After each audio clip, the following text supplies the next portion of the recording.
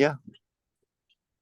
All right, awesome. So for listeners of WRGW, the Defiant, Pete Parada's new band, just released a new single. Where are you? Can you tell me about it? What's it about? What's the story with the new song?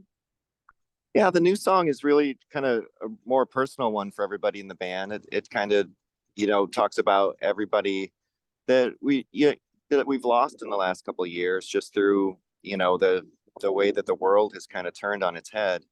I think it's been a sad time for people to, just be cutting others out of their lives for whatever reason, whether it's politics or, you know, going against the grain.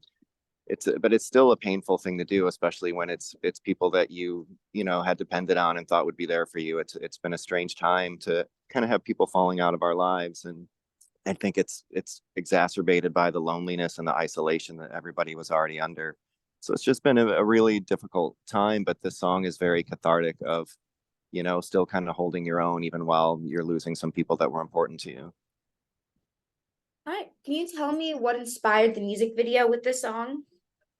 Yeah, this one we just wanted to kind of have more of like a vintage kind of classic feel to it and just let the lyrics really speak. So we had our friend Casey Darren put together, he found these really cool vintage graphics, and it just felt right with the song mixed in with some rehearsal footage and some band hangout footage and stuff to just make it feel like a cohesive, kind of a love letter to anyone who's feeling a little left out and lonely. It's just that type of song. Yeah, I saw the video. It's really cool. It does bring out kind of a nostalgic feeling of home with the old film. I really liked it. All right. Thanks. I'm glad you liked So this news release serves as kind of an album announcement. What can you tell the listeners of WRGW about this new album? What can they expect? it. There's going to be a lot of different material on this record. Like every song stands on its own. Everybody has very different backgrounds. The five of us musically come from a lot of different places. So it's probably less aggressive of a record than most people would imagine, thinking like, punk rock and but this song is a good example of. I'm sorry, you're cutting out a bit here, I think.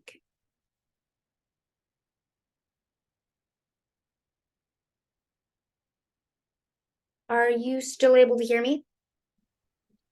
Are you still there? Yep, I'm still there. I'm sorry. You cut out for a second. You're on tour, right? Yeah, sorry, I'm outside of a hotel trying to make it work here.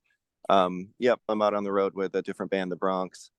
And but yeah, this record, it's very diverse musically. Like every song kind of has its own feel and its own theme. So from song to song, you never know stylistically what's going to come. And that's the nice thing about the five of us is everybody's backgrounds are so different that when we blend them together, we get some really interesting sounds. And that's why it was exciting. The whole writing and recording process of this record was kind of like discovering new things. Like there's one song that has more of a ska feel to it. I've never played ska before in my life, so it was fun to kind of dive into that. And everybody got to stretch out musically a little bit outside of our comfort zones, but that's what kind of makes it fun and ties the whole record together.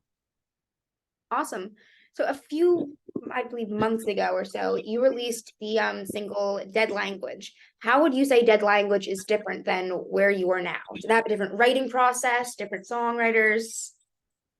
I mean, it's all the same songwriters within the band, but Dead Language was the first song that we did as a full band, and that one kind of came out really quickly, fully formed, and that kind of set the tone for what the band could be. I think at first we were all kind of wondering like, well, what's this going to sound like? Let's start writing. And once I heard that song, then I was really excited, like for the potential of what we could do with this project. And Where Were You is it for me was a real surprise because I wasn't expecting this type of a feel. So when that one fell in my lap, I was kind of a little taken back and I had to sit with it for a minute because it's a little outside of my comfort zone, just that type of kind of Elvis Costello sort of crooner vibe. And but I really love how it came out. I love the cello in the beginning. Greg, our guitar player, had his buddy come in and add cello to the song, and it really sets a nice melancholy tone for what we're singing about. Nice. So what brought the Defiant together? How did all of these band members decide to join this new band? Well, it kind of just came out of nowhere. both myself and Dickie Barrett, our singer, had parted ways with our bands over kind of similar circumstances. And so he reached out to me and had seen my story and I had seen his, and he's like, "Hey, let's talk about doing a project together." He's like, "I don't know why, I just feel like this could work." And he says, "Do you know Greg Camp from Smash Mouth?" And I said, I've never, I know of him, but I've never met him." And he's like, "Well, I don't know why, but I think the three of us work really well together. Let's he goes, me and Greg both live in Nashville." He said, "I'm going to put you two together and let's see what happens." And about a month later, he said, "Hey, let's bring in Johnny Rio on bass from Street Dogs," which blew my mind because I love Johnny and he's an amazing player. So that was exciting that he was on board. And then Dickie started writing a song with Joey LaRocca from the Briggs, and the song was great. And then he had another song after that, and it was like, well, why don't we see if Joey wants to be the fifth guy and really fill out the sound? And that's sort of how we kind of fell together. It was just very much Dickie, with his boisterous personality, going around making phone calls, going, "Hey, how about we try something out?" And none of us knew what it was going to be or if it would work. And sometimes you put a gang together and it just doesn't click, but this one really has. Like, we're all very connected people. We don't agree on everything together, but we have a lot of overlapping issues that we agree on that we feel strongly about. And so it's just been a real treat to have something like this come together. It's been so long since I started a band from the ground floor. A lot of times when you're the drummer, you end up getting brought into a band that's already rolling and they need to replace their drummer, and that's kind of how you bop through the business. So it was nice and refreshing to start from scratch again and kind of be involved on every song from the beginning. How does working with the Defiant compare to some of the other bands that you've worked with in your long career? I mean, every situation's different. You're always going to have personalities to navigate and things, but the thing that I liked with the Defiant is just that everyone enjoys each other's company. Like, we all like to be together, and even being on tour with a band like the Bronx, like, everybody likes to be together and spend time together, and that hasn't always been the case. And I know there's lots of bands out there that are touring and making it work but don't necessarily enjoy each other's company. And so having been through dozens of different situations over the last couple decades, this was a really nice way to kind of return back to, oh, okay, cool, everybody wants to be here, everybody wants to be making this music, and everybody feels good about what we're doing. And so it's been nice to be in a place where everybody has a voice, and everyone gets listened to. How far along are you in your tour with the Bronx? We are about, I guess I've been out for about 2.5 weeks, and then we have about a week and a half left. So almost done. We're out with Flogging Molly and the Vandaliers. Oh, awesome. Do you have any crazy or particularly crazy stories from this tour?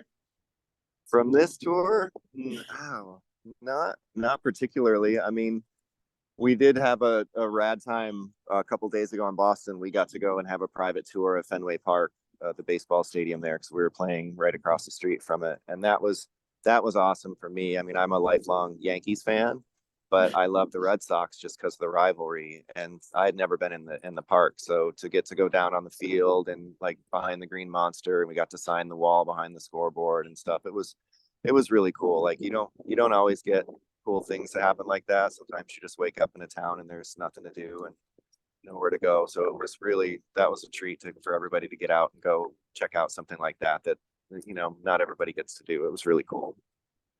Your answer implies that you have other fun tour stories or crazy tour stories from other than the Bronx. Can you go into any of them? No, no, I mean, I don't have a lot of crazy tour stories. I think most of the people I work with now are older and married with kids and stuff. And I think Netflix changed touring forever, where nobody's raging and partying. They're binging their new favorite show. So, which is probably for the best.